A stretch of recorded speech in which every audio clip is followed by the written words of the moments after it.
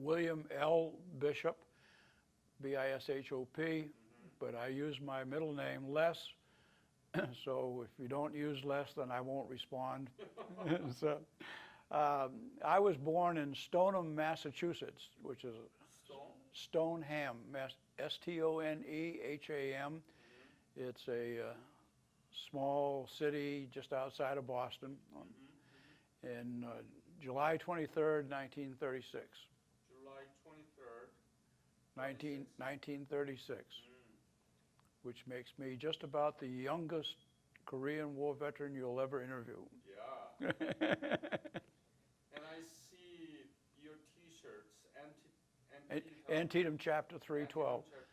That's Tell our, me about that.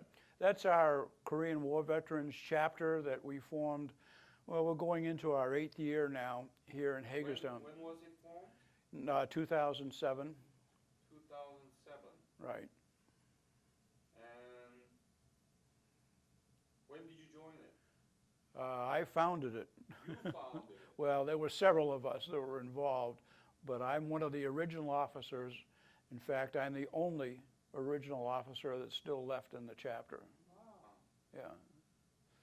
So, what happened? There was no chapter here in Antietam? No, there was no chapter here in this area. Several of us belong to the chapter in Frederick, Maryland. And then in the wintertime, to go from Hagerstown to Frederick, it's icy, it's not good to go over the mountain in the wintertime, so we wanted to have a chapter here. We put some sign-up sheets out, got some folks together, and all told, we had maybe 31, 32 people who were our charter members that got the thing going in 2007. Yeah. And now, how many members? About 83, so we've grown, we tripled almost. You are reversing the age. And the time. It's mind-boggling that with most Korean War veterans in their early 80s to mid-80s, it's tough to get new members to join or to join a chapter, but we've been very, very active. And as a result of that, I think that we've awakened people to the fact that, first of all, there was a Korean War. There are Korean War veterans around that you know, have a story to tell, which is why this is such a good experience for the community. And one of the big projects that we completed a year ago was the monument that we have here in the city that is really very, very nice. Who planned it and how did you raise the fund for it? It was a tough experience. We had a committee that was formed to do that. They investigated a number of sites, I think 20 some odd sites. Finally decided on a nice park setting in the northern part of Hagerstown. We had fundraising drives. We went out and visited with businesses and civic organizations. We got some money from the county, the state, to help fund that expense. So we did all of that in a year's time, which was pretty remarkable. Any funding from Korea? No. No, No. not at all? We didn't seek it, which we should have perhaps, but no, we didn't go outside of the community really to seek funds. How much it is costed? We budgeted $100,000 for the monument. We probably actually spent close to 90, and we have some enhancements that we want to do in the next few years, like putting information tablets out at the walkway going up to the monument, so that perhaps school children will come visit or people will come visit and therefore learn more about the war and those who served. Mhm. How often do you meet? We meet once a month. Regular meetings are on the first Wednesday of each month. We meet at an American Legion Hall in a little town close by here, Funkstown. And we get, the amazing thing is that of our 83 members, we generally get at least 35 to 40 some odd members. So, but getting 50% of your membership to a meeting is just extraordinary. Yeah. Yeah. When did you erect the monument? We had dedicated the monument last June 2013. And we did it on the 25th of June.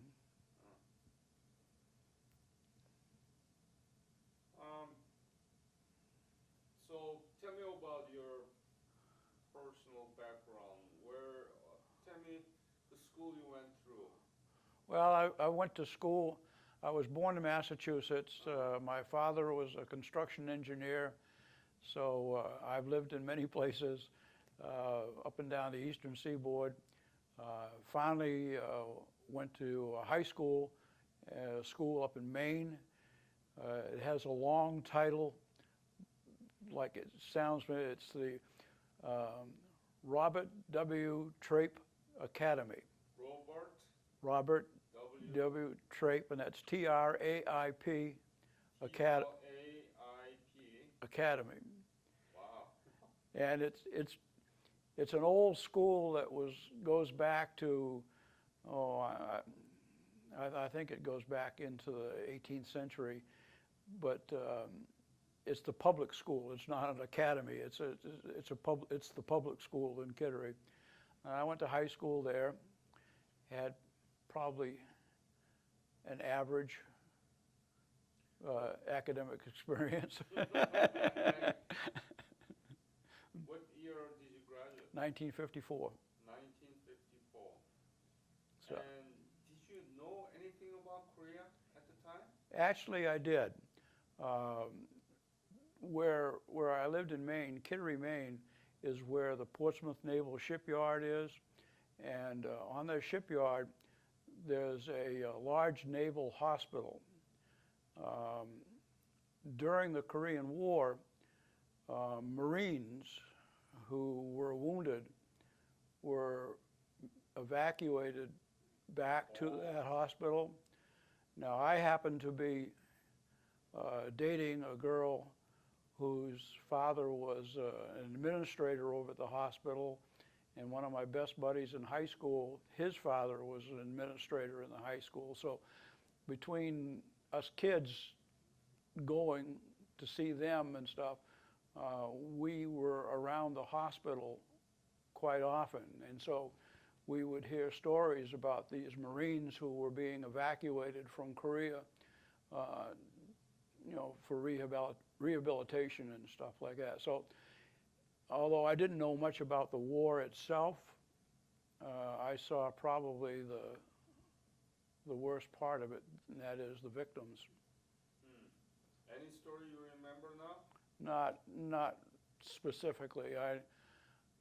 I know as being a teenager at the time, and kind of seeing the trauma that some of those guys were going through who were not really a whole lot older than I was at the time.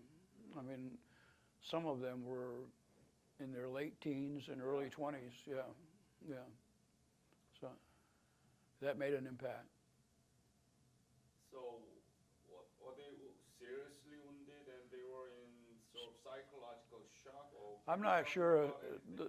It may have been psychological also, but on the surface of things, which is about all we saw, hanging around, it was the physical condition. Those who had lost limbs or been very severely wounded, yeah.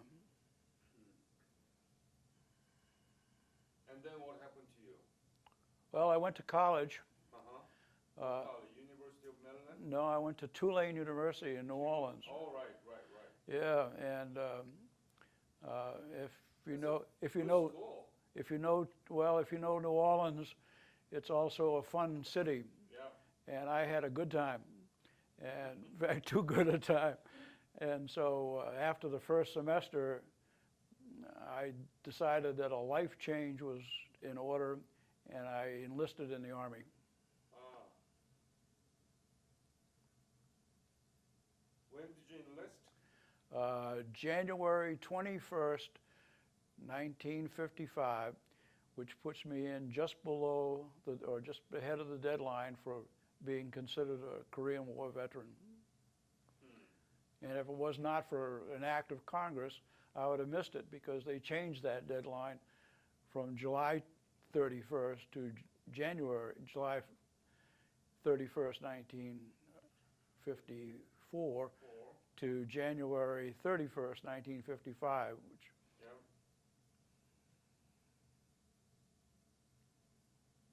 Yeah. So you become the Korean War veteran. a young one, yes. There must be a lot of those, because according to the VA documents, originally there was a 6.9 million Korean War veterans designated. So Is that right? yeah, so about 2 million people went to Korean theater, but rest of them were never been in Korea, but they were the soldier during the Korean War era, so that they are the Korean War veterans, right? There were a lot of folks that went in that same time frame that I went in, and I think part of the emphasis was the recruiting people could use the demise of the GI Bill as a selling point, and you know, people like myself that needed a little bit of form to their life, which the military gave to you. Yeah, I mean, it was but it, you know, by getting the GI Bill, it paid for a lot of my future schooling. So where did you go to receive basic military training? I wound up at Fort Gordon, Georgia, and that in itself was an interesting experience, because the company that I was assigned to for basic training had just gone through a congressional investigation for cruelty to the troops. And so most of the officers and cadre of that company had either been reassigned or court-martialed. And when I arrived there, or the group of us that made up that company, we were looked at like they better not mess with us, because you don't know what's going to happen. What kind of cruelty are you talking about? Well, the story that I heard about what prompted that investigation was that a congresswoman's son was going through basic training, and for whatever reason, and I don't have any idea what it was, they decided that his punishment was that he would dig a deep hole, and then they put him in it and buried him in the sand up until his neck. And at that very moment is when his mother arrived for a visit. And so you can imagine the stuff that hits the fan on something like that. But it was also a time when, as you mentioned, a lot of people were going in the thing, and actually they had sent us from Fort Jackson down to Camp Gordon for basic training. What was your specialty?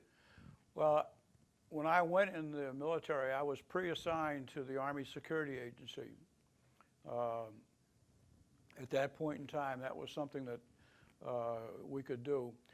And after taking a battery of tests to determine what might be good skills for us, although I wanted to go to the language school, I wound up going to cryptanalysis school. And so I was trained as a cryptanalyst. Math is important, particularly nowadays, where the use of computers and computer programs. Back in that era, we used pretty much pencil and paper, and it was a lot different.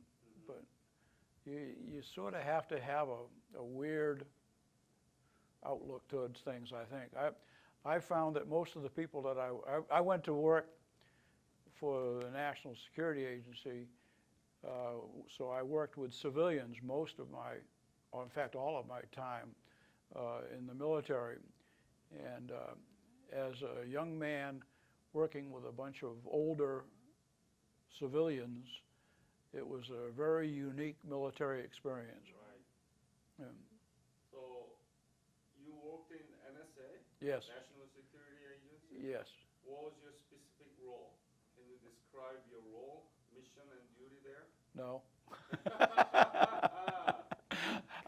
I worked as a cryptanalyst for the whole time that I was there in the military. Yeah, yeah. So you never been into Korea, right? No, years after that, I hosted a conference in Seoul, late 80s, 88, 89, I'm not really sure which. And so that's my only trip to Korea. I spent a week there. But that's your private. No, that was as a civilian government employee. Yeah, right. Yeah. Oh, where Not, did you not go? mil- when I was working with NSA. I came, after I got out of the military, I went back, got my college degree, and then actually went back to NSA to work. I spent 35 years there. Oh. So you now know what's going around in NSA with Snowden. I've been retired for 20 some odd years, and so it had all changed a lot since I left. What did you study in the university? My undergraduate degrees, I started off as an economics major with a government minor, and wound up having majors in both with a history minor. And then my master's degree is in government, primarily international relations, with a history minor. And then I was working toward a doctorate with comparative government. Tell me about it. What country were you studying about? Oh, particularly after I got my master's degree, I sort of specialized in the African countries, which were becoming independent at that time in the early 60s. It was an interesting time historically for the world, and it offered a new insight into world politics. Yeah. So you had to study many different languages? My two languages, when I was getting to the doctorate level, were French and Swahili, which kind of sounds like a vast contrast, but still, it's not something you use every day. So you study those from the competitive politics or competitive governments and focused on Africa. Right. And then you went back to NSA. My studies were taking place while I was at it. I did it part-time at night, so it took me a few years to get through all that. Did you get the GI Bill benefit? Yes, I did for a while. Yeah, yeah. What was the benefit?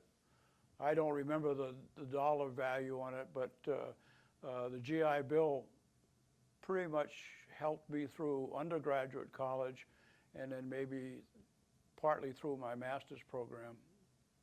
The rest of it I paid for. Tell me about the future of Korean War Veterans Association here in the United States. What's going on? What are the things that we need to do?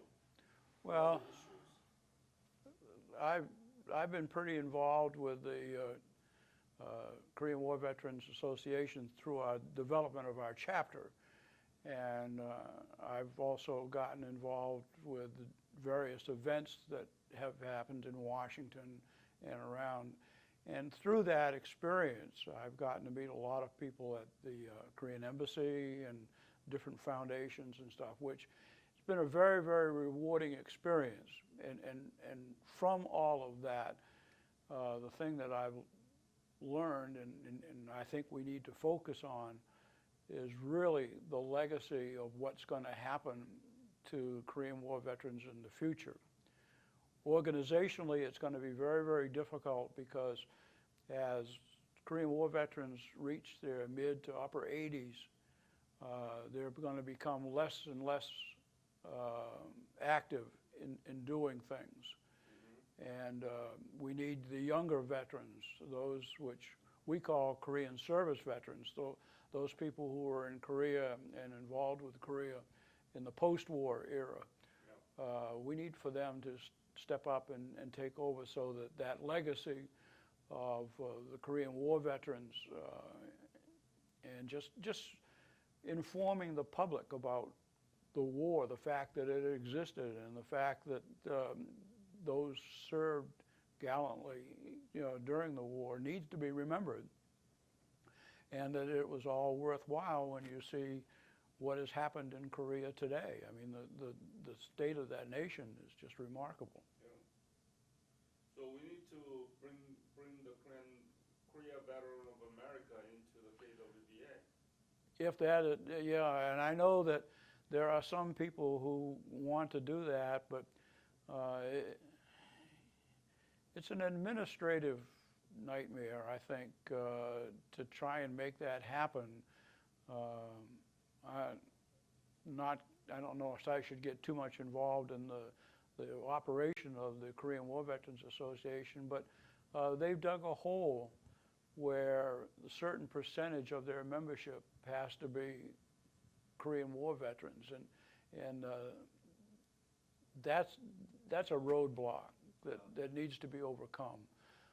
Some of the older veterans need to accept the fact that those veterans who served in Korea in the 60s, 70s, and 80s do have a stake in remembering what went on in Korea.